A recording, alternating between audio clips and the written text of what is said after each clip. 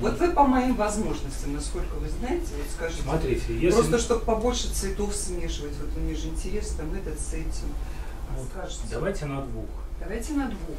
Что мне наиболее полезно? Полезнее на двух. Это немножко дольше, но мы возьмем небольшие холсты. Да, потому что вы как бы уже рисуете. Да, и смотрите, если здесь 2-3 пиона, мы можем даже давайте взять... небольшие. Да, небольшие. Смотрите, что делаем. Вот эта фотография, заодно покажем. Возможно, выйдет видео. Возможно, сделаем фильм небольшой для зрителей. Это будет полезно и вам, пожалуйста, и зрителю понять, как просто по фотографии. Вот такое, она хорошая, но все равно оттенков здесь немного. Как из фотографии сделать живописное полотно. Так, сейчас мы сделаем... Потому что я езжу, фотографирую, и мне вот это полезно будет. Загрунтуем пару холстов.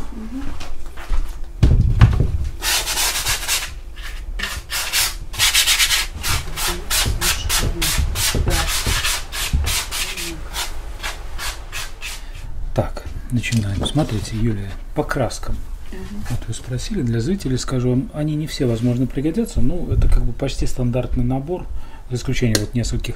Вот это, так, это сиена попалась, вот сиена нам не нужна, я куда-нибудь отложу, нам нужна будет умбра натуральная.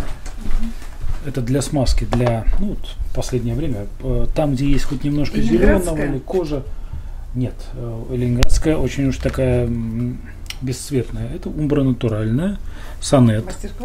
Ну да, считайте, что это мастер-класс. Ну, это фабрика-то одна. Потом вот здесь умбра, вот как раз умбра ленинградская, английская красная, возможно, она пригодится, возможно, нет. 2 кадмия светлый и темный ладога. Ладога. Ну, здесь не принципиально. То есть ладога, да. Они красивые. Вот ладога, ну, вот реально, ну, красивее, чем от мастер-класса.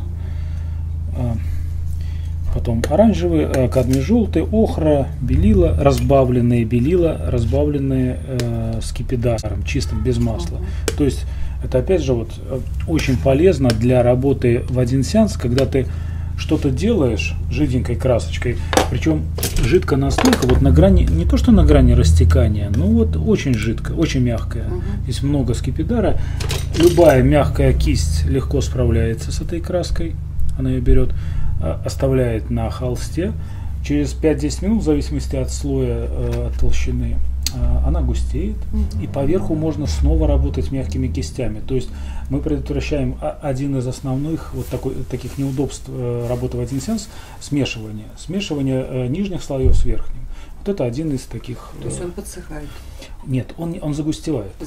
Загустевает, краска загустевает. Она становится как глина из тюбика, вот такая более раза в 2-3 гуще, и дает поверху хотя бы один сделать мазочек абсолютно легко, без поднятия нижнего слоя.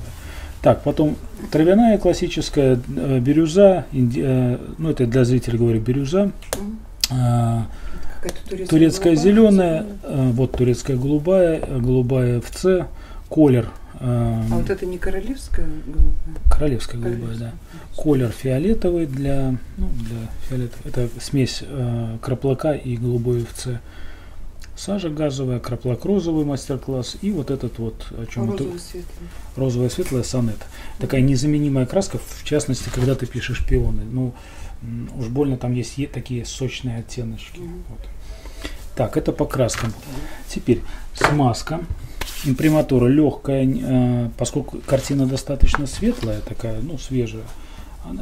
Даже не в этом дело, здесь много светлых участков. Если имприматура будет темная в один сеанс, здесь получится темно достаточно. То есть нам нужна легкая смазочка. Можно растянуть темноту по периферии, а центр оставить таким светлым. Тоже допустимо. Сейчас я и попробую это сделать. Кусочек губки, которые в хозяйственных магазинах можно обрывки купить. Очень полезно. Когда ты много работаешь, губок этих не напасешься, вот таких бытовых, обычных. Ну, хотя можно ими писать. А так можно заехать на 100 рублей. Там я когда-то целый багажник купил. Матрас. Да. Да, на чем имприматура? Это тоже важный такой технический момент. Если нам нужна активный подмалевочек, чтобы вот эта имприматура шла в краску, здесь в смазке должно быть масла немного. например, 50 на 50 White Spirit или скипидар с маслом. В данном случае нам не нужна активная, нам нужна пассивная подкладочка, просто коричневый грунт, коричневый фон. Для этого мы просто берем ту же умбру и мешаем на скипидаре. Умбра натуральный мастер-класс. Нет, в данном случае это сонет. Вот такая светлая зеленоватая краска. Такая, ну, благородная очень, очень красивая. Я вот жалею, много лет работал, как-то и не знал, что есть вот такая приятная красочка. Вот смотрим на тон, тональность, прищуриваемся, прям буквально с кожей сравниваем. Но она, вот это максимум, даже многовато, вот по углам пускай такое будет. В центре, там где светлые объекты, лучше едва-едва. Можно вообще даже оставить белые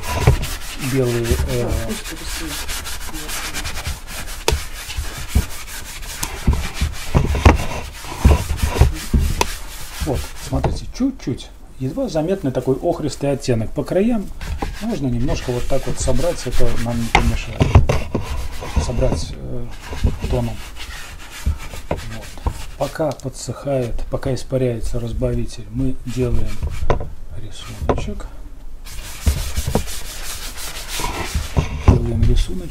Сейчас. Так, вот он будет. Смажете потом. И вы прям в розовую положили. И я в розовую положил. Обратной стороной это оторвете. Может, это вытереть? Да. Что это хотел дальше? Так, карандашиком. Лучше кистью. Вообще, в идеале рисовать кистью. Я карандашом, поскольку это универсально. Ты берешь карандашом, раз, это быстро. На самом деле лучше, конечно же, делать все кистью. На разбавителе, да, еще технический момент для зрителя, я вам уже говорил, зрителю, наверное, не озвучивал. Это у нас тот же White Spirit финский, Тикурила 1050 и 10-15% масла. Масло любого подсолнечное или же или льняное художественное, не принципиально. Вот. То есть вот такой состав, когда краска будет не очень матовой, нам нужна вот такая средняя матовость. Вот. Так, итак, набрасываем рисуночек. Ну, можно розовый, любым оттеночком. Можно с белилом, можно без белил. Вот возьмем два. Здесь, кстати, неплохая композиция. Вот как ни странно, два приличного размера пиона. Вот здесь третий, четвертый, и узок тут все уходит прекрасно. Конечно, смотрите, мы не будем рисовать как таковую, вот это вот как таковое переносить. Мы будем работать художественно. То есть мы возьмем отсюда цвет, настроение, а дальше нас куда вынесет, туда и вынесет. Вот это очень важный момент в живописи Алла Прима, когда ты делаешь, пишешь образно. То есть берешь образ какой-то, переносишь настроение, а не срисовываешь, хоть это и веселая картинка, но все-таки, если мы начнем срисовывать, это работа, это скучно, это не особо никому. Рисуем медузу. Вот, да. Итак, вот ну, почти фронтально на нас смотрит цветок. Да, нужно разнести их немножко, один ниже, второй выше, чтобы. Ну, так у нас какой выше? Вот этот выше. Вот центр. Делаем, смотрите, ну нужно представлять, куда он смотрит, вот ось его. И делаем сразу контур немножко меньше, чем он есть. Обязательно асимметричный. Вот что-то вот такое. Вот, сделали. Все, вот такой вот медуза. То же самое второе, они почти в один, да, вот эти центры должны быть на разной высоте. Здесь они почти одинаково. Это как бы немножко так композиционно не очень хорошо. Да, немножко опустим. Да, чуть-чуть опустим центр. Точно такая. И, в принципе, по нижней линии это значительно ниже. Да.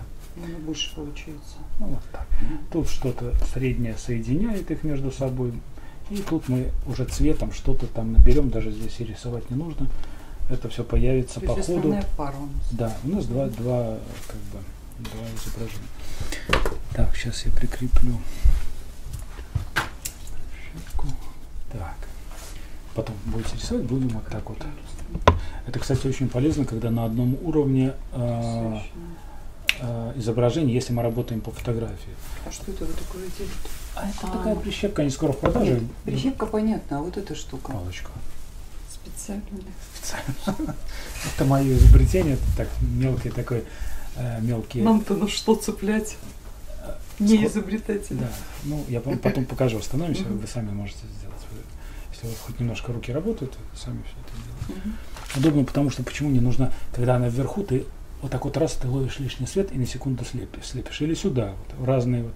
Они должны быть на одном уровне, глаза не устают, и ты верно видишь, тебя верно сравнивать. В общем, полезно.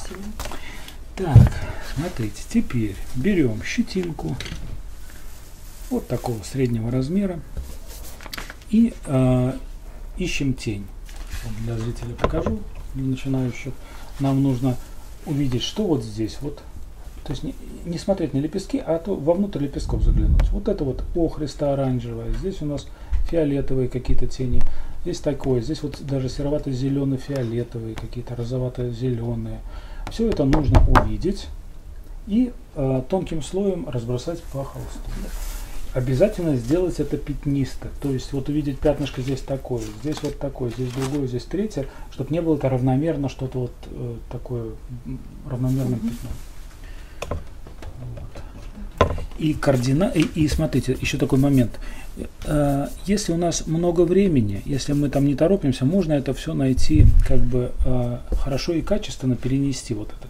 Это, как ни странно... Так, подождите, сейчас. Немножко не так хотел вести работу, ну ладно. А как вы хотели? Хотел немножко по-другому, на фон положить. Сначала фон дать, потом... Ладно, если нам яркие картины, цветы нужны, яркие. Конечно. Так, ну ладно. А как фон? Мы же с вами так и делаем. Два варианта. Нет, есть еще вариант набрать фон, а фон положить цветы. И они более гармонично смотрятся, они не кричат, они лежат сверху, то есть они принимают оттенки. Нужно так сделать. Да, меняем задачу. Короче, значит так, более спокойную работу, не яркую, мы делаем как? Берем строительную кисть и делаем фон. Но в теплых тонах. Вот у вас есть одна вот эта работа для Наташи. Она в теплых, а вот другая вот эта женщина, которая вам поддакивала все, там холодные тона. Да. Вот мы более в теплые. Ладно? Хорошо, да, постараемся. Тогда, смотрите, берем, разводим красочку с белилами, жидко достаточно разводим. Для чего жидко? Чтобы краски не было много на холсте, чтобы она утонула в углублениях пор, в углублениях фактуры и текстуры вот этой. Чтобы можно было поверху еще раз проработать еще 2-3 приема. Если краски будет много, вы забьете пору, будет лежать ровным пятном, и сверху уже ничего толком сделать с ней нельзя будет. Строительной кистью разводите не очень яркие какие-то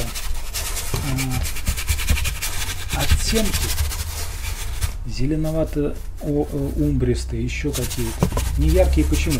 Чтобы у нас хорошо прозвучали объекты на этом фоне. Вот. Мы потом добавим еще яркость, плюс еще у нас будет и листья, и что-то еще мы сможем, если понадобится, фон немножко зажечь. Но пока спокойно. Вот берем даже вот такие яркие краски, как та же турецкая или королевская голубая, но мы их загрязняем. Потом, что важно, тонально мы делаем процентов так на 10, на 15 темнее, чем нужно, вот этот тон. Но мы представляем, какой нам нужен этот угол, мы делаем чуть темнее, поскольку у нас будет еще пару проходов на высветление. То есть этот угол немножко высветлится. Так, а вот этот королевский, его можно получить из ультрамарина, да? Ультрамарин и белила, да. Ультрамарин светлый, по-моему, с белилами. Это вчера смешиваем. Да, это колер. Это маркетинг, это просто красивое название. Мастер-класс продает как свой колер, как новую краску, хотя это составная краска из двух, по-моему.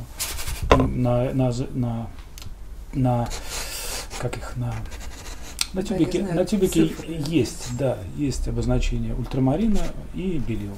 Процентное соотношение, ну, здесь одни белила. Так, собственно, вот это достаточно дорогая краска. Ну, там. В 3 раза она дороже, чем эти.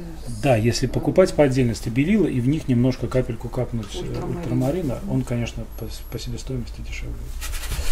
Так, вот, например, холодновато вот такой уголочек. И смело заходим на те места, где мы предполагаем цветы. Смело. Но тут такой момент важный. Темных мест вот здесь не должно быть, очень темных, контрастных, иначе не ляжет. Вот средние вот какие-то у нас белила, спокойно белила и цветные краски, они перекроют и немножко загрязнятся от вот этих оттенков и примут вот это, успокоятся немножко, то, что нам нужно, более-менее спокойно. Если очень контрастно темную ввести краску, будет трудно перебить вот эти вот места. Мы темные места впаяем позже, обрезку сделаем. Между цветочками. Да, между цветами, потом все это сделаем. Так, вот у нас такие оттенки, потом какие-нибудь, возможно, оливковые можно. Так, вот английская травяная и охра желтая дают вот такой вот оливковый оттеночек. Не забываем, жиденько разбавляем, и потом на вентилятор поставим, чтобы скорее высохло. Это из двух такой зеленоватый получился? Ну, это из трех. Ну, внутри там из двух оставалось. Сейчас, подождите, охра, английская. И травяная. И травяная, да. Дает оливковую. Зелень. Так, вот кое-куда. Вот темнее вот этого нельзя. Вот уже, вот это максимально темное, иначе не ляжет, ну, как я уже говорил, не ляжет цветная краска. Так. Кистью обязательно работаем. Вот так вот у краев аккуратно брызги летят очень далеко. У меня на потолке все картины в этих брызгах. А здесь можно спокойненько, вот так вот рукой работая, короткими движениями. Многие вот ленятся, я замечаю, не ленятся, то ли торопятся скорее. И вот такой длинный мазок, он некрасивый, он чувствуется. Мазочек должен быть коротким. Поэтому глубина и получается потом, да? Мятость, фактура, какая-то вот атмосфера появляется своеобразная. Внизу преимущественно темное должно быть, но можно кое-где и светлых таких. Можно. Но если мы хотим картину спокойную, чтобы не вызывало каких-то эмоций таких вот, то обычно низ утяжеляют более темными красками. Так. Сейчас я вас украду и потом надавить. Так. Да, умбра, не забываем, вот ленинградская умбра тоже прекрасная краска для фонов. Это две умбры, да? Вот это вот сонет, а это ленинградская. Да. Как видите, они кардинально разные. Абсолютно. Тем не менее. Да, можно красный вводить, поскольку у нас будет розовые цветы, красный нужно. Это красный какой? Ну, краплак я взял. Ну, можно кадмий.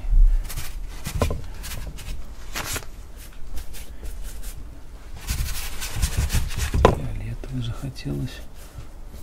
Святой дело. Но грязный фиолетовый, точнее не чистый, а пригрязненный какой-нибудь. Предыдущий, да. Как видите, кисти. Я вообще никогда не мою большие кисти. Лучше взять другую, если нужен кардинальный цвет поменять, оттенок с темного на светлое. Ну, ее попробуй домой и все. Вот так вот отжимаем, но здесь остается нужная грязь, нужное загрязнение для вот этих перемешиваний, для придания спокойных пастельных оттенков. Но они добавляют друг другу, да. Переходят один к другому. Именно. Так, Юлия, вот эти дырки забиваем тоже. Как видите, я достаточно бездумно работаю.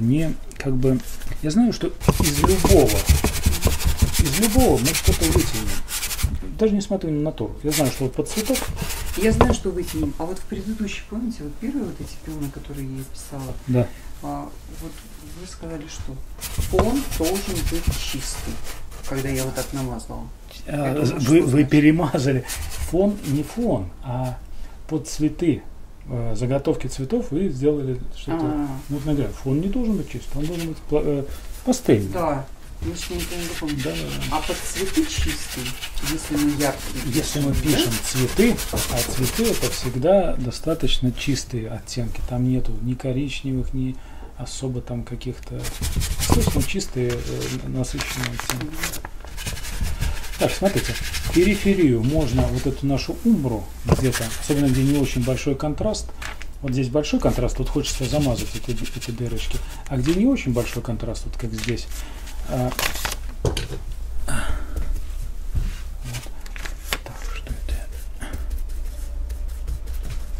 здесь можно оставлять немножко вот эту, ну, нашу подкладку, цвет подкладки. Она будет объединять все это. Так, теперь, смотрите, я перетираю между собой, избавляюсь от фона, от дырок по центру. Извините, был вопрос. Да. А вот если здесь у нас цветы, а уже фон мы такой наложили, получается сверху она должна немножко подсохнуть и потом чистый. Да, она должна высохнуть. Для этого у нас есть в мастерской вентилятор, для таких дел, чтобы ускорить этот процесс. Не высохнуть, а должен выветриться разбавитель. Загустить. Да. Я как раз поставлю на вентилятор, пока вы будете делать, повторять свой холст.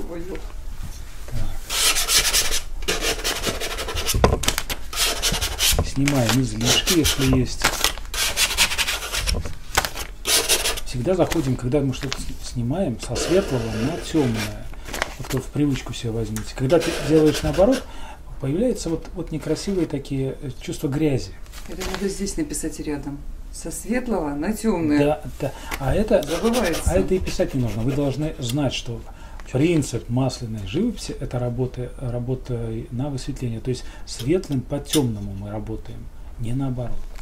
За исключением, вот все время говорю, черная ветка пошла бы здесь, конечно, она сверху ляжет.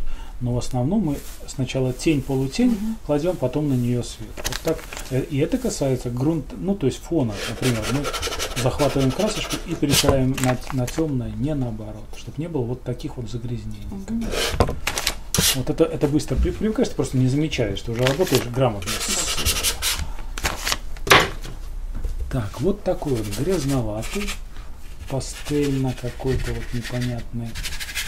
Посветлее, да? Да, нет, не сейчас. Это я просто сейчас немножко дырки вот эти подзамазываю. А вот второй проход будет уже по подсохшей краске. Вот у меня вчера тоже получилось дома. Вот, как хорошо, если у вас так получилось. Это, естественно, большой ужас. Так, будем считать, что подсохла краска. Она должна совсем матовой стать, но времени особо нету.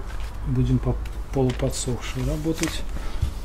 Смотрите, теперь следующий проходик на высветление. Теперь уже краска не разбавляется. Мы берем также пастельные краски. Не разбавляется, имеется в виду совсем. Да. Ну, краска у нас, по крайней мере, разбавлена, но она намного гуще того, чем мы раньше работали. Вот. Для чего она не разбавляется? Чтобы она не тонула. На высветление фона? Да, фон. Мы с фоном пока работаем. Фон еще Для чего не разбавляем? Чтобы она не утонула в углублениях пор, чтобы она ложилась сверху вот так вот. Понимаете, сверху фона. Да, сверху текстур. Вот. Смотрите, можно как погасить, следующий шаг, как погасить, если нам слишком яркий, или же наоборот сделать какие-то моменты ярче, если нам чего-то не хватает. Вот этот голубой вот с умброй, да, вот если погасить, тогда что? Дополнительно что-нибудь коричневое. Хорошо, вот голубым коричневый, это оранжевый. Это красиво получится, да, вот как через стену? Возможно, не знаю. Такой типа металлический голубой. Может быть. Смотрите, что нужно. Нам сейчас нужно по краям поработать. По центру, где будут цветы, особо заморачиваться не нужно. Можно заходить сюда также, но это все перекроется. Больше касаясь краев. И прохода должно быть минимум 2. Не минимум 2, точнее 2, 1 или 2. Смотрите, или в один проход будет не очень богатая. Вот смотрите, вот охрочка, я вот прошелся. Вот. И также вариант 3 прохода, то есть охрой и, например, фиолетовым. Вот фиолетовым. Здесь же, прям поэтому.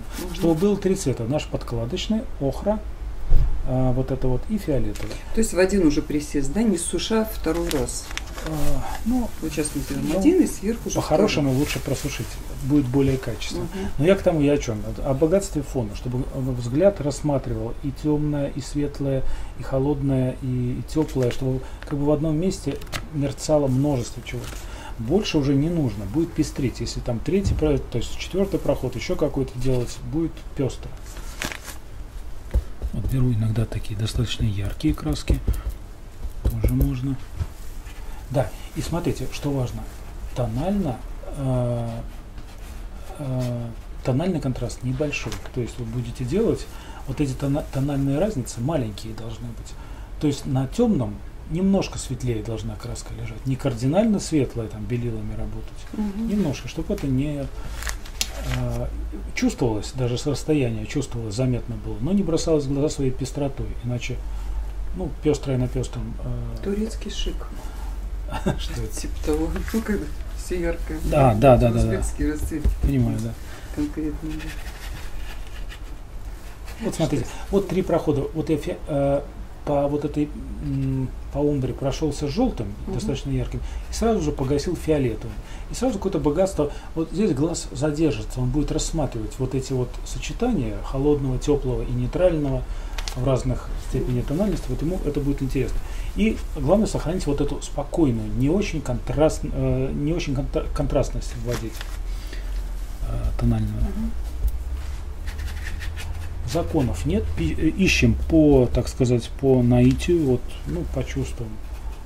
Пробуем, ошибаемся, стираем, если ошиблись, тут вот совсем и тональность большая, да, и не хотелось бы сюда холодную выводить. Снимаем, переделываем. Можно охрой попробовать. Вот охра хорошо на умбре лежит, она прям как такое золото какое-то. Охра желтая в разбеле или без разбела.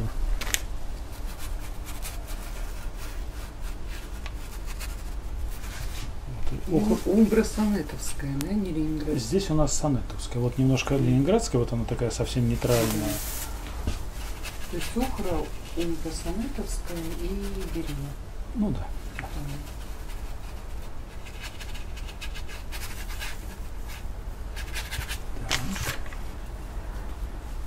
Попробую что-нибудь красненького.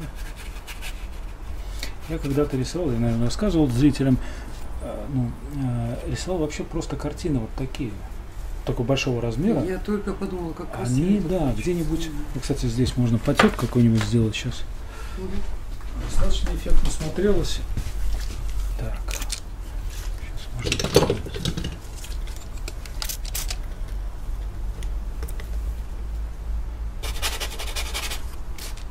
Это White Spirit. Вот так, возможно, он замажется со временем, ну, то есть в процессе, а возможно, сыграет. Красиво. Вообще можно так попрыскать, давайте другую начнем. Что? Другую начнем, я говорю, это побрызгаем, красиво получается, другую начнем. Жалко зарисовывать такие облака сказочные.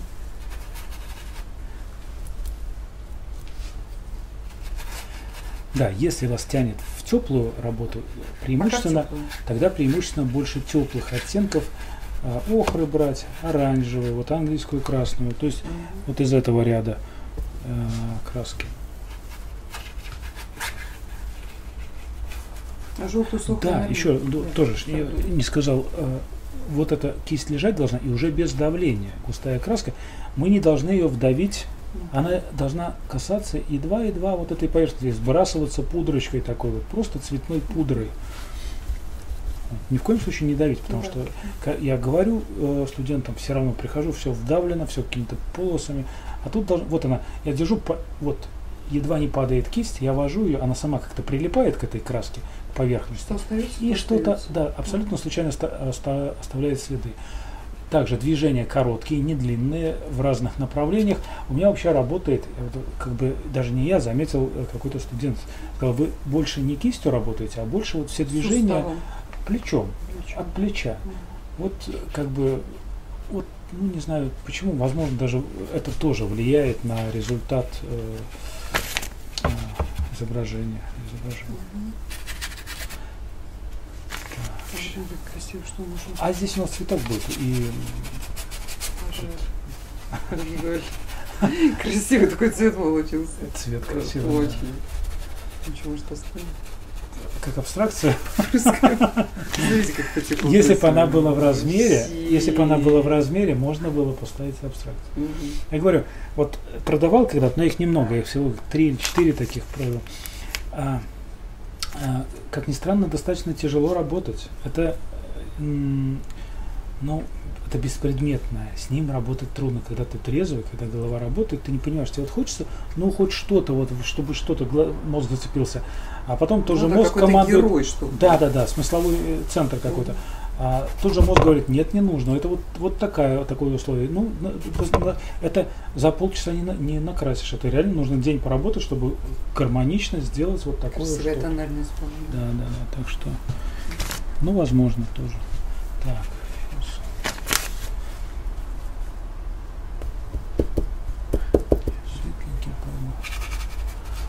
Вот здесь мы 5 минут назад работали, уже немножко подсохло, можно еще один проход сделать, еще более высветлить, например, охладить этот угол. Нельзя писать все теплыми красками, само собой, теплое с теплым, оно как бы, если хочешь подчеркнуть теплоту, должно быть кусок холода в работе. Вообще, если предмет теплый, если свет теплый, то тень холодная. Если свет холодный, тень теплая.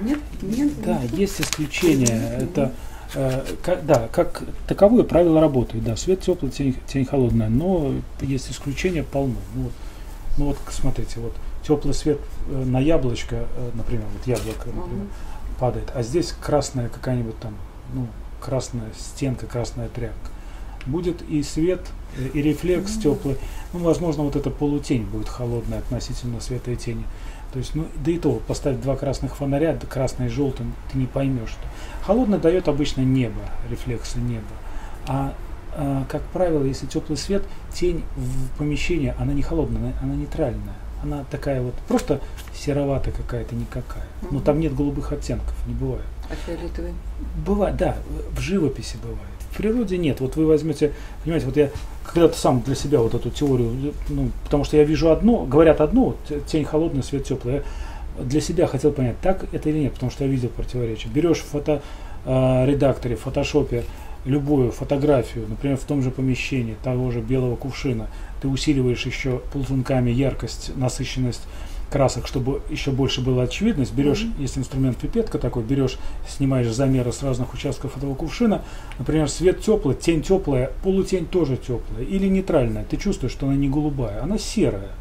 Вот это важно, потому что многом... Но, Юлия, смотрите, в живописи вы должны делать фиолетовым тень, чтобы мозг понимал, чтобы ему легче было. В природе это немножко не так. Полно исключений, поверьте. А в живописи вы все правильно сказали, сделали фиолетовое или даже голубое. Пускай голубой был. И мозг понял, что свет теплый, тень холодная. Ему проще это все понять.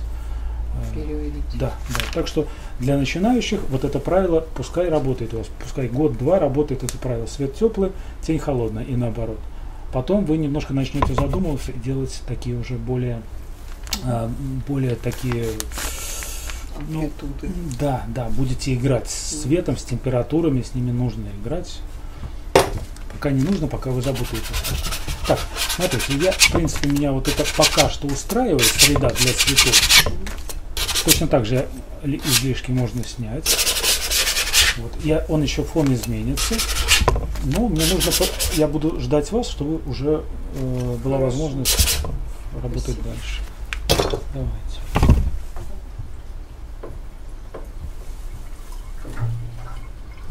А вот в голубые вот эти не подходят, если добавлять типа умбры с голубыми? Если вы хотите. Да.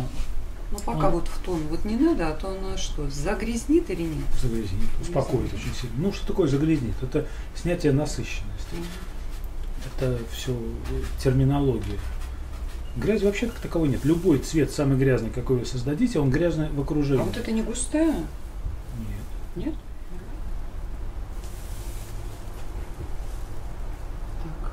Такой красивый. Можно даже, знаете как, вот я так, когда, можно так поискать, а можно глаз закрыть и посмотреть, куда оранжевый, куда, что просит холст.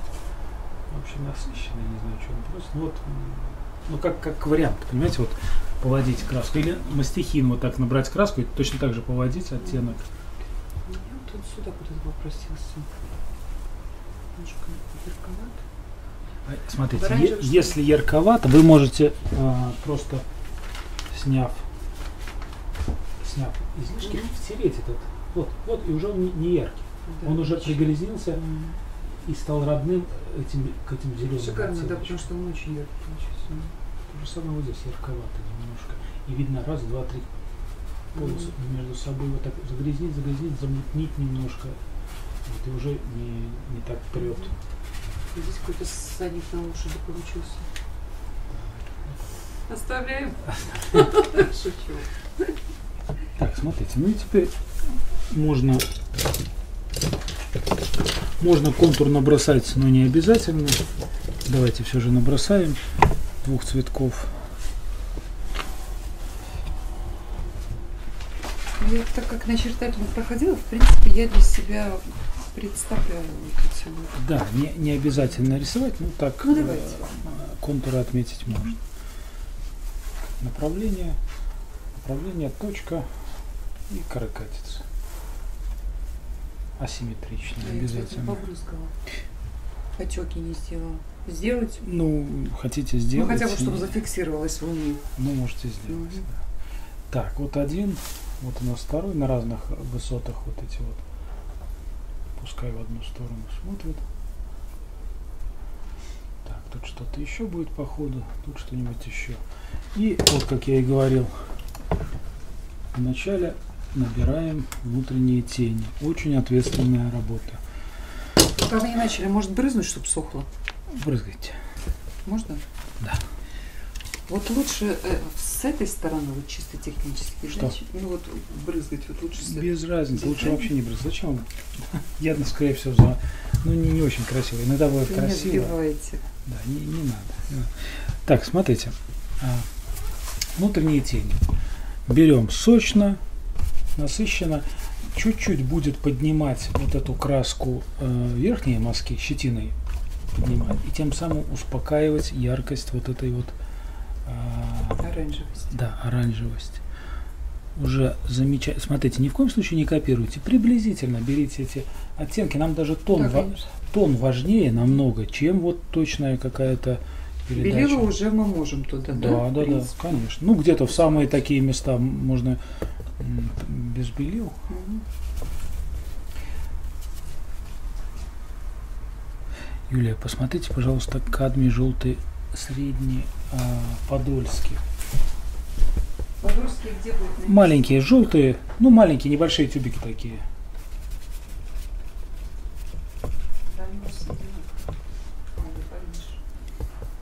Кадмий желтый средний? Да, средний. Вот этот подольский? Да. С петухом? Да. А кондиционер работает или нет? Работает. Можно выключить? Да, можно. Так, холодные оттенки. Лучше двумя красками работать, чтобы вот... Кистями? Да, двумя кистями. Вот по краю, внутри обычно собирается тепло, по краю преимущественно такое прохладное.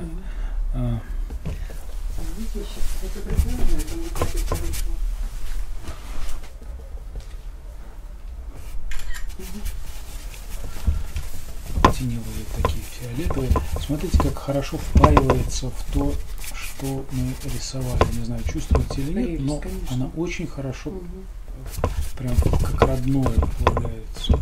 Да, желательно немножко их чуть-чуть идентифицировать друг от друга, разделить. Вот, ну, чтобы один был или светлее, или темнее, вот, ну, чтобы они не сливались в одну общую кучку. И по температурам.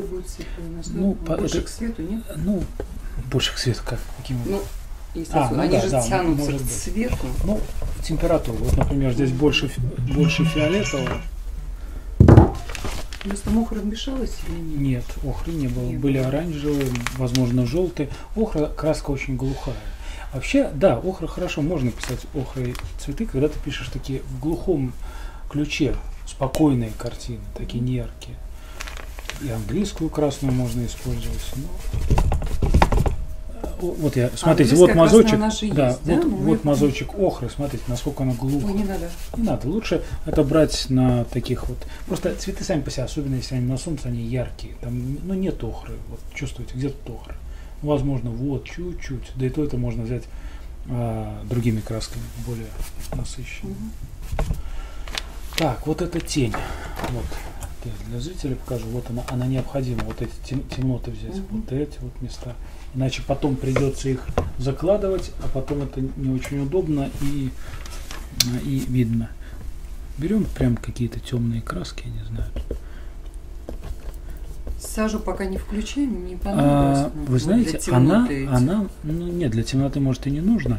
Вообще сажа в красках прекрасная. Может быть, мы даже ее введем в лепестки. Посмотрим, если будет кричать краплаки, мы дадим немножко красного. Эти заготовочки нам вот сюда не нужно кинуть? Вот эти. Нужно, да. Да, по-хорошему, действительно. Я, когда сам спокойно работаю, не на камеру особо, тут я просто сразу думаю о картине, о вас, что вам сказать, немножко такое раздвоение.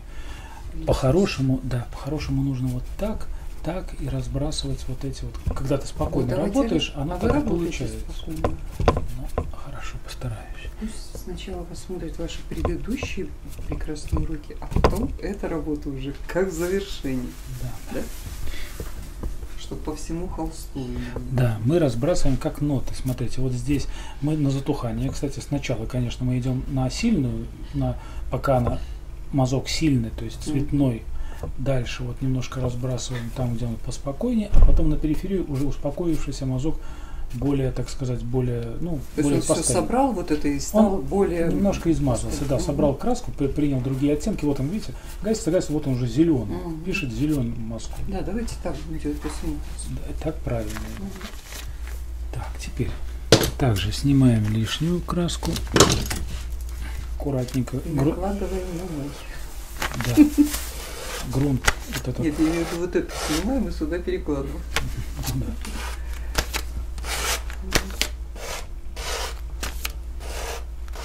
Вот, о чем я и когда-то в начале видео говорил, должны сохранить вот эту вот мозаичность. То есть это не должно быть каким-то розовым облаком или чем-то еще. Обязательно должна быть игра мазков. То есть здесь не снимать уже вот до такого плоского, то есть оставляется, или все-таки подснимать? Нет, снимаем, нам лишняя краска не даст работать качественно.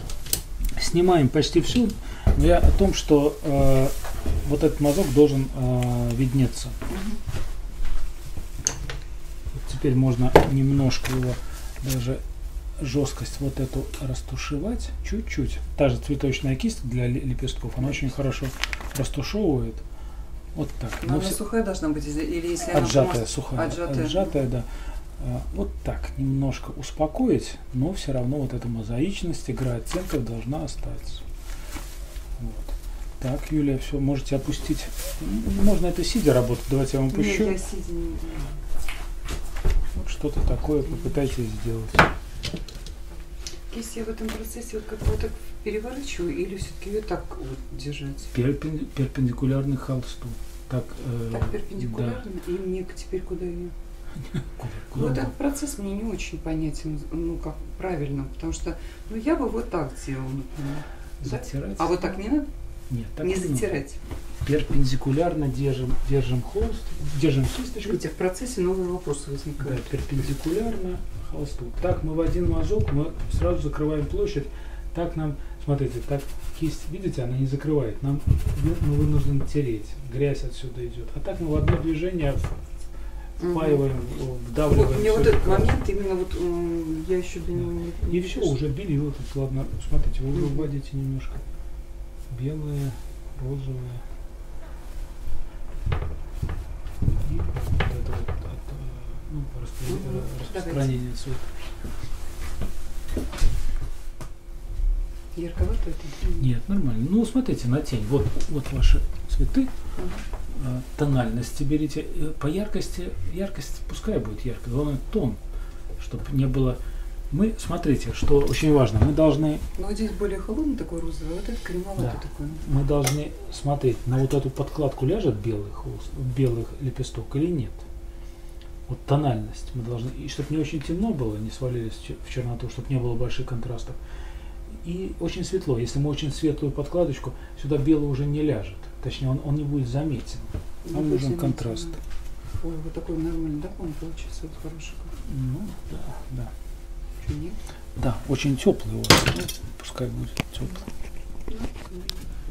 Даже что-то захотелось, я не знаю, вот посидел 5 минут, захотелось тепла вовнутрь. Пускай они там уже в этом солнце захлебнуться. Прям. Вот это я о том говорю, что вот нужно перерабатывать картину, давать более или холодный в ключ ввести, или в теплый. Берем, вот видим это тень и усиливаем его.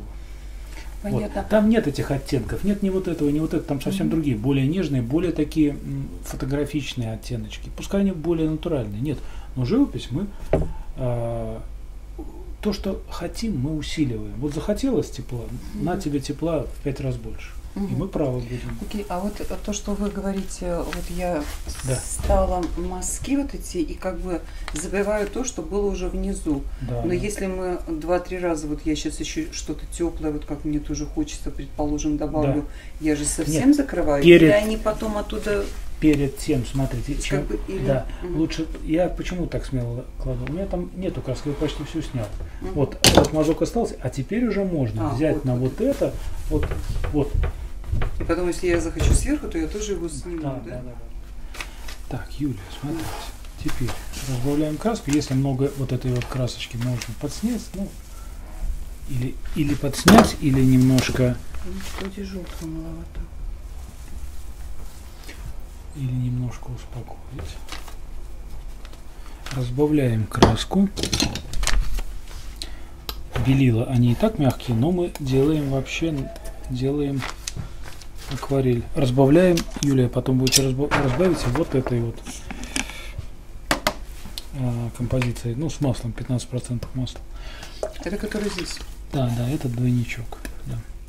Смотрите, вот часть, можно не все, у вас там много белила. Очистите, кстати, вокруг. Сейчас, подождите, я отвлекаюсь. Что мы сейчас делаем? Разбавляем белила. Вот это очистить все уже? Рядом с белилом. Ну, можете и все очистить, мешаться будет. Можете все. Я поняла, все, да? Да, можете все. Все. Краску разбавили, берем цветочные кисточки. Так, вот эти уже щетина нам практически не нужна, чтобы не мешало, можно ее в сторону отбросить. Вот будем рисовать вот этими кистями, на двоих будем набирать. Так, смотрите, можно, я обычно начинаю с этого, с мелочи, с внутренней. Грамотнее, конечно, большие писать, но вот почему-то привычка какая-то начинать разминаться на внутренних. Берем также полутон, не светлые, а такие полутеневые краски. Подбираем, уже туда не смотрим, понимаете, у нас уже другая внутренняя тень. Если мы навяжем вот эти оттенки отсюда, они будут чужеродно лежать. Нам нужно подобрать под сделанную родную красочку. Ну, вот в данном случае такая теплая желтая, пока не очень светлая. Вот. И ходим вокруг оси. Вокруг, вот представляем, куда смотрит цветок. То есть в 3D представляем не просто вот то, что он сюда по плоскости. Нет, мы представляем как бы вот эту ось, которая торчит из холста. Вот, понятно. Вот такой вот. У нас получается как бы овал. Мы вокруг овала ведем вот эту, начинаем всегда, вот эта плоскость вокруг этой оси, вокруг центральной точки, вот кому как понять проще. Вот, она, видите, сюда уходит, вот здесь она уже вот такие движения вокруг вот этой оси. Вот. И, кстати, всегда начинаем, стараемся также на затухание гаснущей кисти, то есть вот сначала чистые оттенки, опускай туда, вот ему хочется вот вырасти туда. Вы куда хотите, туда и растите. Мне захотелось вот эти два запустить туда. Такое бывает. Вот ему захотелось именно так вырасти. Если я сейчас начну его насиловать, он будет обидеться. Не, у меня просто он конкретно сюда посмотрел. У вас, да, у вас, в принципе, сюда. Просто легкое вот какое-то, вот, он сам просится туда. Да. Зачем мешать растению? Человеку. Да. Вот я к тому, что начинаем всегда с максимально светлых, он немножко гасится. Опять же, вот так же гаснущая кисть, о которой мы говорили еще не так давно. Вот, уже более спокойные. Более спокойные можно сюда уводить, также, вот как вариант, да, в периферию куда-то. Вот. Или же с этого места самого светлого перегонять на более темные. Вот он. И, соответственно, мы добиваемся, само собой, объема. Как бы вот этим способом нехитрым. Начинаем со светлого, переходим на полутень, потом на тень. Единственное, то, что полутень, тень у нас прохладная, нейтральная, полутень точнее, вот эти вот участки теневые должны быть теплыми, поскольку вот эти лепестки, когда мы их нарисуем, они будут отбрасывать тепло. Мы берем через теплую краску, так мы на палитру видите, камера на палитре, мы берем вот здесь немножко тепла. Вот чувствуете, вот здесь более грамотно. И ничего страшного, что такое оранжевый, да? Конкретно ничего страшного. Но вы же тепла хотели. Очень. Вот вам тепло. Тепла. Это диктует внутренняя подкладка именно вот. Но я имею в виду, что он не смешанный, а он именно такой конкретный оранжевый. Нормально. Мы усиливаем. Живопись это. Мы в живописи очень много преувеличено по цвету, утрировано, да, по форме, форму там искажают нарочито, именно для работы на результат, на образ. В данном случае, если мы хотим передать тепло, вот по вашей просьбе уже работаем тепло, максимально теплые краски. Так, перебрали немножко полутень. Смотрите, рефлекс. Я между собой специально вкладываю, то есть между ними гоняю краску для объединения, для живописности, для объединения, для случайных оттенков. То есть одной краской не пишем. Так, сейчас побольше кисточку можно взять.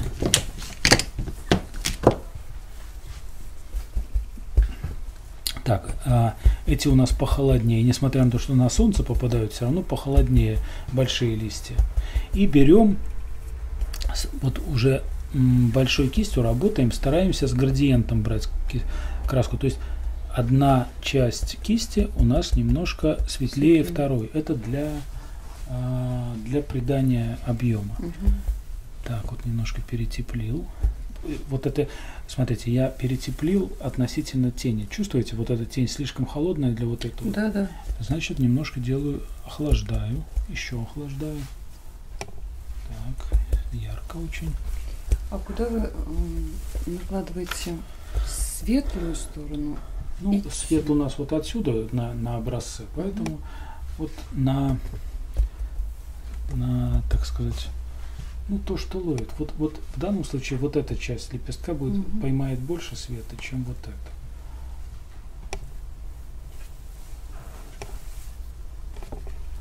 Вот, достаточно холодная, несмотря на то, что мы солнце пишем, да, прохладная. Прохладно. Должна быть.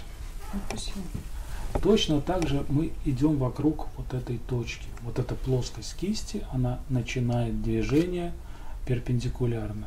И идет она вот этот вот вектор у нас сюда идет как бы, но с изгибом. В данном случае здесь изгиб такой, здесь такой. Вот здесь он почти прямо идет удар. Здесь уже вот обратный прогиб вот такой. Здесь вот такой.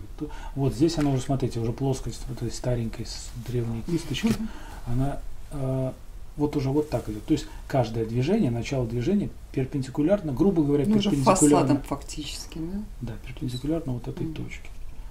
Здесь вот так, вот она. Вот. Вы это понимаете, на прошлом поняли на хризантемах, как это все правильно ведете. Так, смотрите, очень жидко. Повторюсь, это акварель. Разбавленную вот эту чуть живую красочку мы еще и разбавляем. Более того, у меня в этих красках микрокальцит присутствует специально, чтобы снять немножко кроющую силу титана. Это что такое микрокальцит? Это порошочек? Порошочек, да. Подсыпите. Так, ну а цветы зачем она? Мне не надо давать дома. Нет, куда это уж больно такая специфика. В суп, вот, в суп. Кальций. Будет суставы хорошие. Так, смотрите, вот он. Холодненький. Главное, не переусердствуйте с количеством лепестка. Это тоже один как вариант.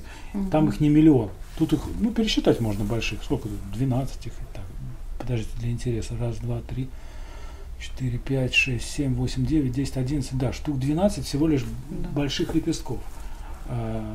Студенты, да я и сам тоже увлекаюсь, тоже их много делаю. Но больших не нужно. Больших не нужно, их ограниченное количество.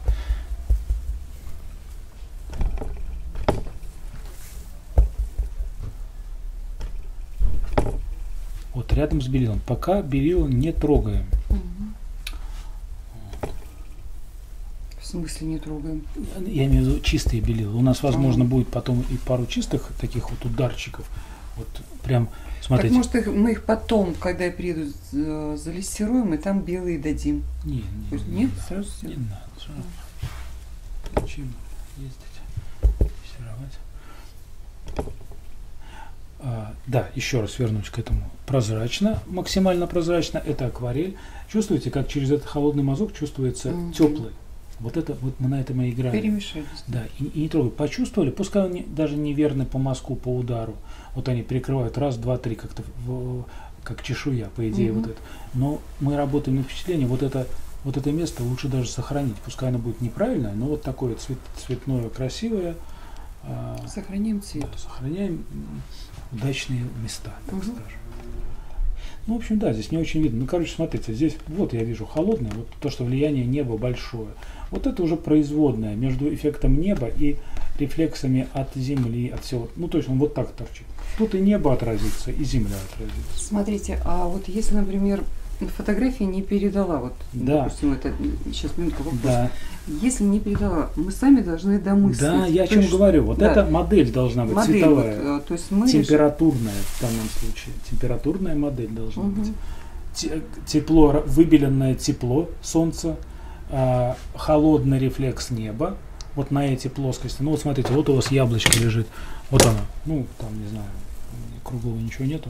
Вот, как правило, на шарах хорошо показывают, потому и в заведениях и штрихуют вот эти шары, потому что очень видны вот эти вот все законы. Да, изначально. Да, но в данном случае это не тональное, а мы смотрим температурные. Солнце, горячий, выбеливающий горячий свет, желтоватый, желтовато-оранжевый.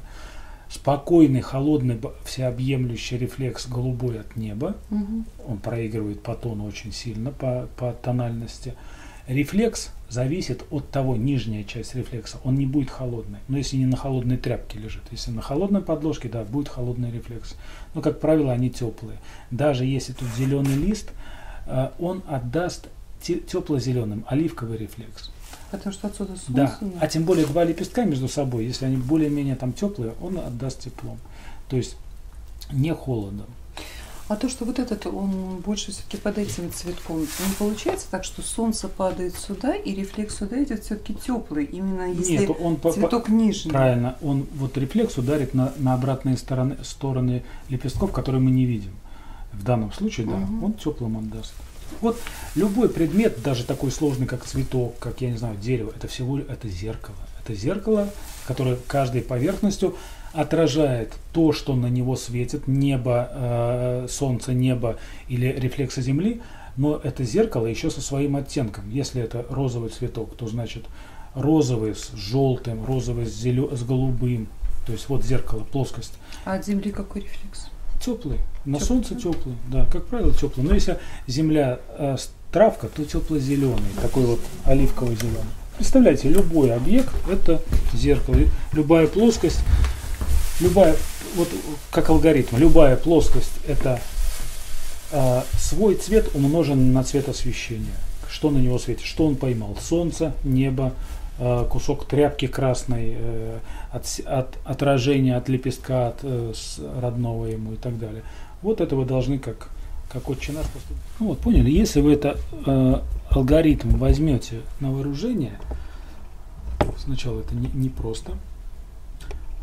Представлять каждую плоскость как зеркальце, цветное зеркало, то есть розовое зеркало, тут желтое зеркало, тут какое-то еще. То есть желтое, смотрите, желтое умноженное на желтое даст максимально желтый. То есть желтый свет солнца на желтом лепестке, на теплом. Почти белый будет, да? Ну чисто. Раскаленный. Да, белесо-желтый. Белесо-оранжевый. Но я имею в виду не открытый белый, а именно такой. Не открытый, конечно, ни в коем случае. Вот я рядышком. Мы, смотрите, вот, так и хочется белилами ударить. Особенно если мы смотрим по фотографии, где-то по планшету, там кажется, что белый. Да на природе кажется, что белый, если белый цветок. Мы себя обкрадываем в возможности дать оттенок, если мы начнем вносить чистые белила. Держимся рядышком, держимся, это неправильно, это очень неправильно работать. Возможно, каких-то пару мазков белилами будет, возможно, он потребует, но пока держимся, работаем рядом на оттенках. На одних белесах, вот мы приближаемся и все, и у нас белесый, тут розовый, и мы уже не считываем вот эти вот между собой вот эти небольшие тональные разницы, мы их не считываем. Мы вот, например, носом упремся, вот начинающие упрутся, и работают на этих едва заметных отличиях. Отойдешь, пропадает все. То есть мы сами себя обокрали. Да, картина светлее стала, но она бесцветная. Почти нет цвета. Да. Так что вот работаем рядом. Не зря вот в музеях вы смотрите картины достаточно темные. Вот для меня было такое поразительное, когда-то смотрел в репродукциях по телевизору вот эти там Серов, потом Репин, любимые художники. Там казалось, там что-то горит, что-то вот светлые краски. Придешь, смотришь, особенно если прикрыть в Третьяковке вот этот фонарь, который светит на картину, краски темные. То есть рукой прикрыл и смотришь, темные достаточно краски. Художник работал в диапазонах сдержанных, он держал белый цвет как какую-то драгоценность, чтобы какой-нибудь блик поставить там где-то на пуговичке, там где-то еще, и все. И вот тогда грамотный тональный диапазон выстраивается.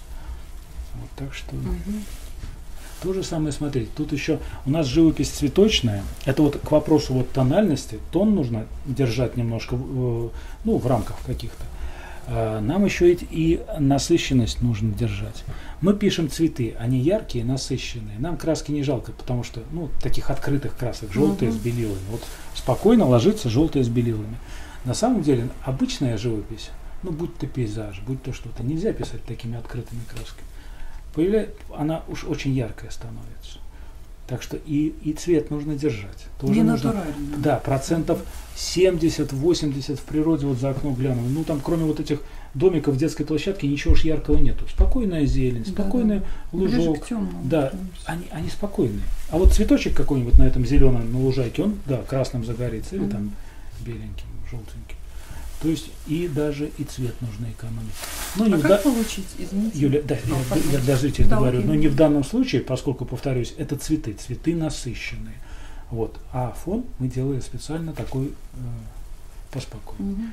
Так, сейчас я немножко еще тут. Кончиком, смотрите, я уже более светлыми красками, по сути, кадмий желтый светлый, работаю в чистом в разбеле. Розовый там немножко вот как сохранился, и он так и есть. Он из подкладки. Чуть-чуть. Он немножко, поскольку краска прозрачная, разбавленная, через нее, как через глиссировку, немножко видна подкладка. Будь там розовая, будь там желтая или оранжевая, она чуть-чуть чувствуется. Я это поняла, я имею в виду, вот вы сейчас кисть не вытираете, да? То есть там немножко все-таки розовый присутствует. Да. В самой кисти. Смотрите, тут вопрос я понял, да. Не вытираю почему? Поскольку цвет не контрастный, желтый, розовый, это где-то рядышком лежит. Вот. И, во-первых, экономлю краску, тут все-таки отжать тут целый грамм краски. Не краски, а вот этого вещества. Тут, конечно, его больше. И экономия, соответственно, и опять же та же легкое объединяющее загрязнение, нужное нам, розового в желтый. Вот это вот такой маленький нюанс, он на пользу. То есть сразу два зайца. И экономия краски, и когда нужно кардинально что-то изменить, вот, например, там, темненьким ударить, вот, там, что-то, вот, тогда мы, конечно, отжимаем, чтобы не пошел. Белила, что, да? Да, в данном случае вот здесь хочется темноты такого. бывает, там горят темненькие. Обязательно. Но нельзя, чтобы запестрело. Вот я здесь ударил и жалею. Вот тут нормально, тут чуть-чуть нормально, а это уже лишнее. То есть работаем со вкусом. Не тиражируем такие сладкие, эти, каких, места, сладкие, удачные моменты. Да, не тиражируем. Это один-два, ну, сами понимаете. Так. Но если вам совсем вот так вы растиражировали, мы можем по этому красному конечно, засветлить, да? Да. Маскируем. На то масло и масло прекрасно материал, что можно какие-то ошибочки спокойно починить, переделать.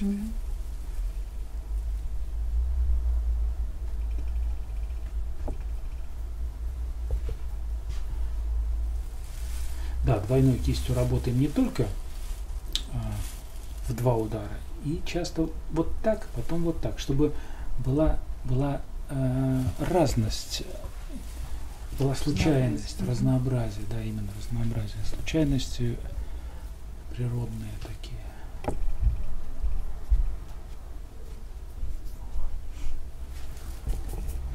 Вот уже можно вводить потихоньку зеленый с аккуратностью. И, конечно, не чисто зеленый, в чем ваша, вы перебарщиваете с зеленым.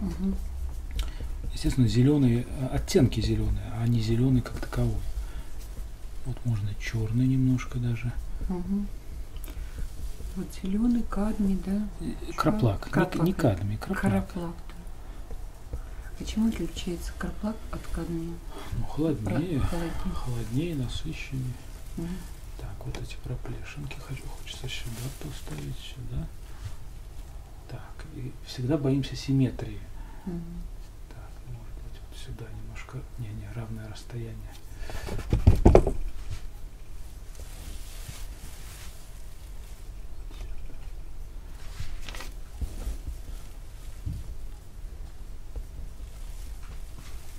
Это круглые вот этой овальной кисточкой небольшой. Можно мельче взять, это 40-й, можно 30-очкой.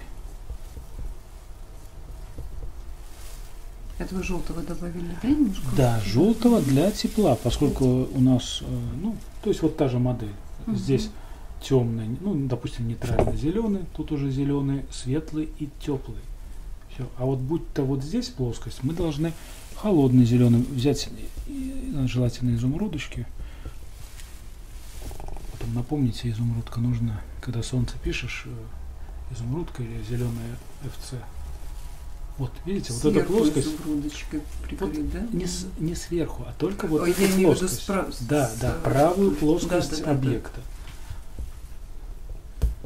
Изумрудочка. Почему изумрудка, почему не голубой? Поскольку, опять же, плоскость умножена, зеленый объект плюс голубое небо даст бирюзовую такую холодную зелень. Но не синий и не зеленый, а вот холодную. Но в изумрудной больше синего. Да, она близко к синему. Так, можно уже даже какие-то ударчики сделать, опять же, мягкой краской. Вот отдельно ее берем.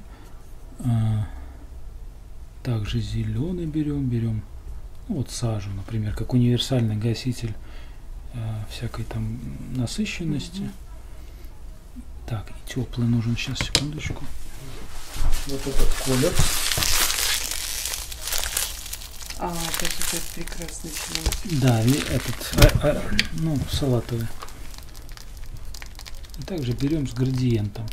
Смотрим, вот делаем и смотрим, подходит что или нет. С градиентом? Градиент, светлое и темное. С переходом от светлого к темному.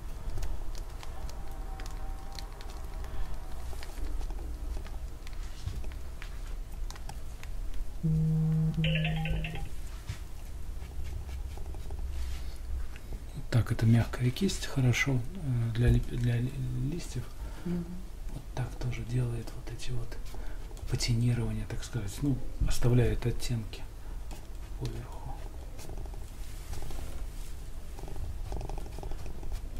Так, Юлия, давайте, продолжайте. Можете отдохнуть немножко и можно сидя работать. Может, огурчик съесть? Съешьте огурчик. Я пошла. А я могу вот этот же, то есть сделать более светлым, потому что весь этот цветок у меня теплый. Ну, то есть вот тот же самый цвет, просто его вот высветлить. Можно, да. Правильно? Ну, вот определенные. Да. Вы, понимаете, вы должны чувствовать, вот, отойдите, посмотрите, у вас какие-то вот пока что странноватые оттенки. Какой-то вот. Сейчас получится. Да, да, да. Почище, брать почище, посветлее, что ли. Вот. Вы как-то вот, понимаете, вот как немножко на ощупь работаете. Вот как-то вот сделали, вроде то ли о форме думаете, а о цвете не думаете. Ни о цвете, ни о тоне, как-то вот, как бы вот. Ну, если я не знаю, как я могу думать. А вы чувствовать должны, вот отойти почувствовать, что я нарисовал, что за мазок, какого он цвета, вот какого тона.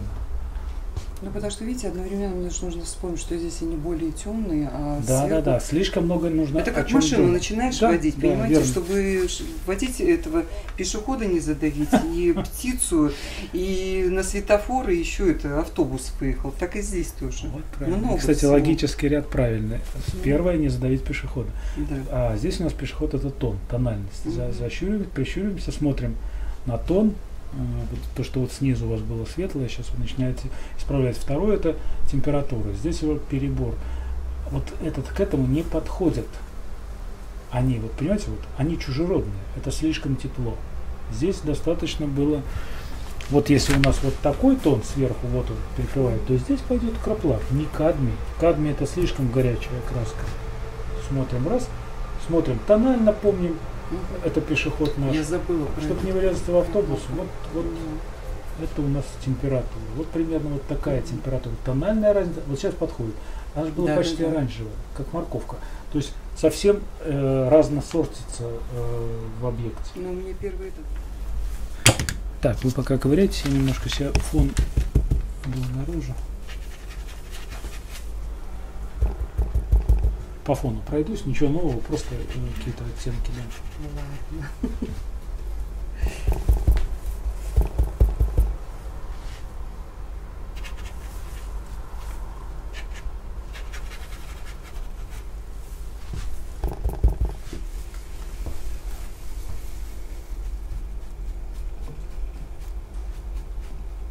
Вот, я думаю, высветление опять мазочками уже. И подразрушаю, и успокаиваю какие-то вот резкие объекты. Так, ну что, зелененького добавить? Очень аккуратно, да, пробуйте. А это пока ничего, листочки, так пусть побудут? Да, пускай подышат немножко. Угу. По сравнению с насыщенными цветами. Она какого? Вот это вот текстура. Может, мне немножко... А, с фоном пробовать? Конечно, можно. Да. Можете, смотрите как. Вот той же кистью цветочной.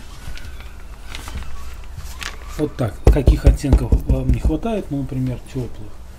Вот так вот. Вот как я здесь работал. Цветочная кисть для лепестков. Она широкая и нежная. Точнее, для листьев. Для листьев. Можно этой. Лучше для листьев. Плоской. И спокойненько вот так сбрасывать пудрочку, температуру нужную. Температуру, оттенок. Это она же из большого набора. Ну, в принципе, та же, но она великовата. Да. А, вот она, да. И спокойненько мазок, и сразу смотрим, как он не то что украсил или там добавил что-то в этот участок. Нам нужно смотреть, как он влияет на все полотно в целом. А вот мне тоже вот такого красненького теплого. Кадмий красный светлый прекрасно сочетается. Кадмий красный светлый именно Ладога, не мастер-класс. Вот он такой нежный. Вот он, да. Он, где зеленый, да, вот не хватает. Где зеленый, там его, пожалуйста, немножко можно. Много нельзя, но кое-где можно. Ну, пусть. Я им подписываюсь обычно, потому что зеленый, как бы красный иногда, ну куда-то в пейзаж красное что-то, да, что там, есть, кроме маков. А подпись, глядишь, оно все и вытянуло, все вот на фоне, на диапазоне температурном красного теплого и зеленого теплого, вот как бы ну, дает диапазон, ширину дает. Ой, вот это чересчур беленького добавить? Чересчур. И вот невнимательно кисточка вот так держится. То есть так она зарисует все, ну, она утопит краску, щетинки утопит. А вот так, когда она лежит, она как мастихинчик мягенький. Ну как? Ну, вот плоско, так. Да, плоско, едва касаясь, без давления.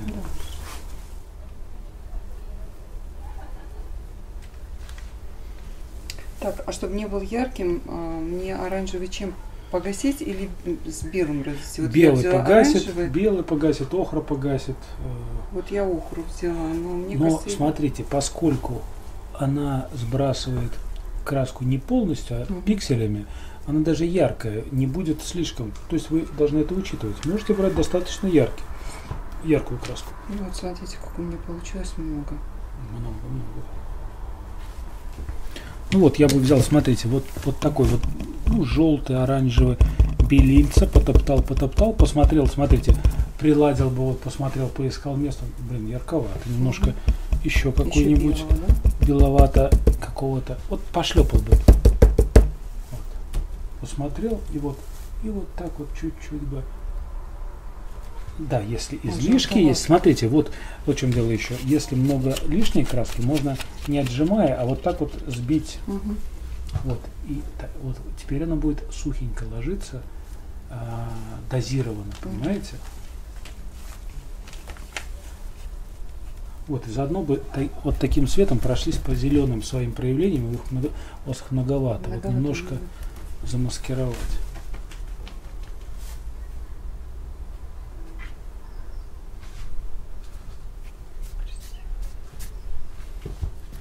Вот, постучали в тряпочку излишки, если есть. Не отжимаем, а именно сбросить. Да. Если мы отожмем, мы все ее уберем. Да. Многовато. Ну. А может отсюда по всей диораме будет, а потом поднимемся? Мне кажется, вообще ничего нет. Да. Ну да, вот нормально. Вот вы должны чувствовать, она же не очевидно должна быть. Она должна вот раз, чуть-чуть, едва заметное какое-то влияние произошло, потом, может быть, мы еще вернемся на это место. Глядишь, оно кардинально и усложнилось, и изменилось. То есть боимся очевидных таких грубых решений, вот, то есть, мазков. Нам нужна мягкость, воздушность, атмосферность. Вот, работаем на атмосферу, рисуем не цветы, а сон. Вот как бы лучше всего вот такое представление, такая вспышка.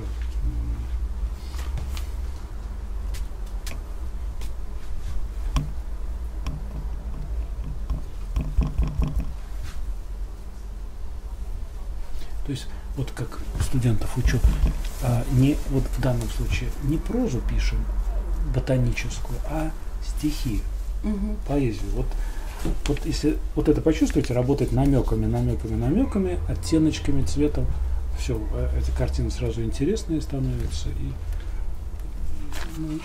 И так, я срезаю уже нарисованно, когда оно подсохло, вот так вот подразрушаю, понимаете? Опять же, снимаю вот эту очевидность, о которой вот минуту назад говорили, чтобы был намек. Вот был листик, только что жесткий у меня, все, его нет, остался намек. Вот эта полосочка, если мне показалось бы жесткой, я первый раз, и все. Намек остался, листика нет, но след остался. Он тут был.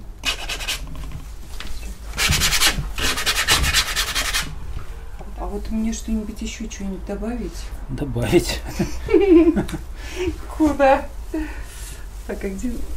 Вот это что такое красивое? Это я разъединяю два объекта контрастной вещью, контрастным предметом, лепестком. То есть вот эту вот кашку такую, она хорошая по цвету, но она как бы непонятная. Да. А меня это устраивает по цвету, поэтому я просто вот перекрываю, чтобы отвлечь внимание пытливого зрителя, чтобы он разбирался в этом, что там делать.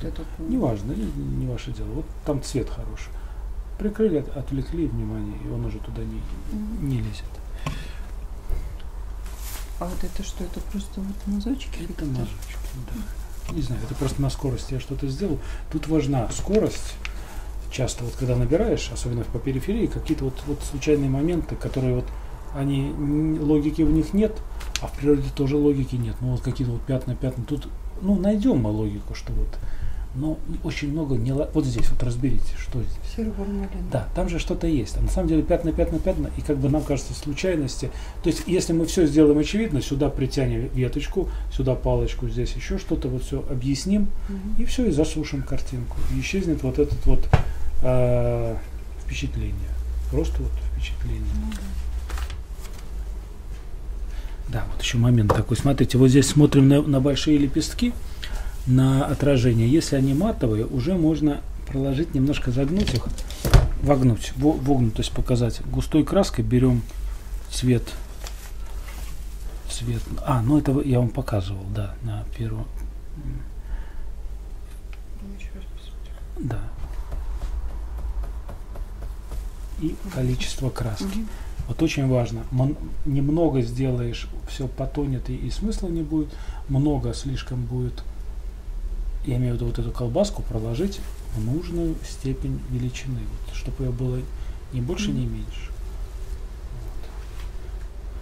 Так, вот здесь. Только в те места, которые поймают этот блик. Вот эти не поймают верхние. Вот эти. Вот эти поймают. Это вогнутые, выпуклые, коротенькие будут. Вот здесь вот совсем маленькие, коротенькие блики. Тут. Вот здесь может. Все. Достаточно. Злоупотреблять нежелательно. Нельзя. Перебор будет. Щетинкой чистой. Вот если лень мыть, она зеленая. Я обычно беру в ненужную розовую, например, чтобы перебить зеленую. Не нужно мыть. Вот эта краска дешевле, чем целых пару движений вот этого вещества. Это достаточно дорогое вещество.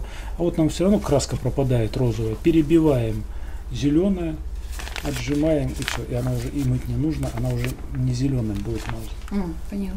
Такой маленький технический. Так, и пробуем растереть. Мягкое, многовато. Я это на второй день делаю, но вот здесь, понимаете, много вещества. Она немножко... Оттенок не тот. Ошибся. Может, оставим завтра, мы занятия, я заеду потом. Не, мне завтра столько народу, мне не до вас будет. Как ты не до меня? Вот так. Сейчас я еще поверху, она подсохнет, я еще посветлее сделаю немножко. Немножко больше желтого, чем нужно, я положил сюда. Может, я венец такую кисточку найду, привезти? Да, мне хватает. Я же покупаю, да. Я рублев присылаю. А закажите мне, если я там не иду. Можно? Смотрите, я партиями большими покупаю, а у меня есть сейчас я не скоро буду делать. Не скоро. Так, а мне-то что делать? Вот по таким кистям я вам парочку дам. Такие, да? Вот именно вот этих рублевских. Они хорошие, только следить за ними, чтобы они не высохли. А вообще их желательно пересадить на длинную, если найдете от тонкой кисточки. Вот так, да, намного удобнее траву рисовать, вот, когда, чтобы рычаг был большой. Маленький рычаг не очень удобно.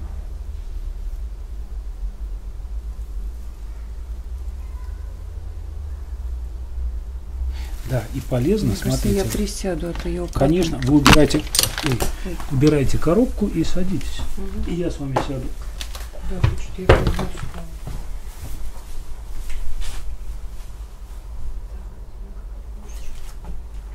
Тут есть микроволновка, хотите погреть? Да мне без разницы, я стройнее, поэтому спасибо за предложение. Просто чтобы времени не терять на это.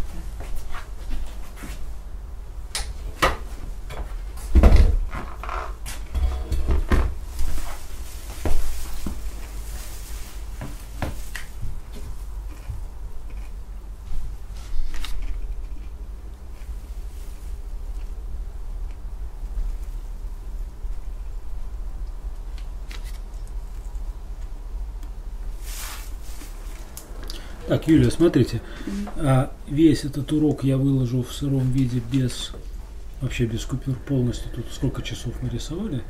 Все это на... А там я хоть что говорила и про желудок, Нет. и про гречку. Затрить хоть куда-нибудь там. Нет, это чисто вам будет. Если я видел... Нет, да. Вам, да. Я думала, в YouTube так смотреть. Чтобы вы потом смогли, ну, что-то вспомнить, что-то порисовать. Конечно. Потому что информации много было, вот, особенно в первой части. Вот. А если получится, я сделаю видео для YouTube. Нет, так нет. Оно обычно коротенькое или там... Да-да. А вот да, это я знаю, совет... я смотрю вот эти. Так, ну что, все тогда. Буду печатать вам их. Да. Да. Ну, Печатать это что? Запечатаю, повезете. Я уже слегка такая вся.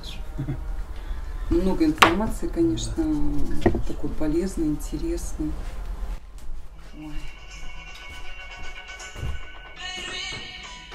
Сказали бы мне 8 лет назад, что я замахнусь на пионы.